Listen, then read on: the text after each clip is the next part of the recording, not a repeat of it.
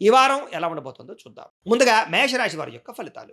అయితే ఈ వారం మీ గోచార గ్రహగతులు చూసుకున్నట్లయితే గనక కొంచెం వ్యతిరేక ఫలితాలు ఎక్కువగా కనపడుతున్నాయి. కాబట్టి ఈ వారం అంతా కూడా కొంచెం జాగ్రత్తగా ఉండాలి.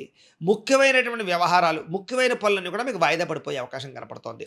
ముఖ్యంగా డబ్బులు నిలబడకపోవడము, ఆర్థిక ఇబ్బందులు, దూర ప్రయాణాలు చేయవలసి రావడము, కొన్ని రకాల ప్రయాణాల్లో విపరీతమైన ఖర్చులు పెరగడము, ఇంట్లో కానీ, బయట కానీ అనవసరమైనటువంటి ఖర్చులు చేయవలసి రావడము, అలాగే ఆర్థికపరమైనటువంటి ఇబ్బందులు తలెత్తే పరిస్థితులు కనపడుతున్నాయి.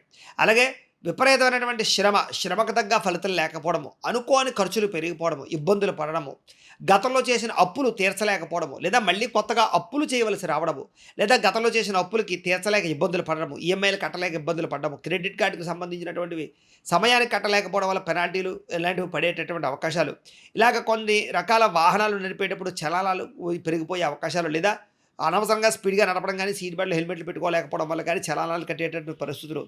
ఇలాగ అనేక రకాల కారణాలు. లేపోతే కనుక ఏదైనా పాలిసీలకు సంబంధించినటువంటి ఇన్సూరెన్స్ పాలిసీలు లాంటివి ఏవైనా సరే, వాటికి సంబంధించినటువంటి ఏమైనా ఈ టర్మ్స్ కట్టవలసినటువంటి పరిస్థితులు. ఇలాగా ఏదో రకమైన ఖర్చుల మీద పడి, తద్వారా మీరు ఇబ్బందులు పడే పరిస్థితులు ఎక్కువగా కనపడుతున్నాయి. జాగ్రత్త.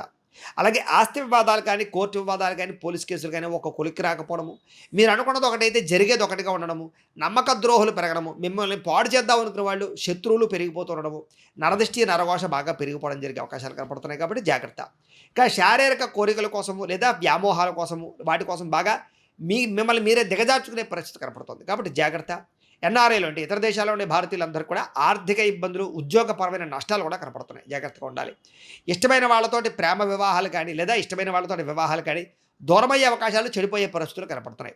ఇక సంతానం అంటే పిల్లలు మీ మాట వినకపోవడము, పిల్లలు తప్పుడు నిర్ణయాలు తీసుకోవడాలు, వాళ్ళ వల్ల కూడా మీకు ఇబ్బందులు తలెత్తే పరిస్థితి కనపడుతోంది. ఇక ప్రేమికుల మధ్య కూడా మనస్పర్ధలు,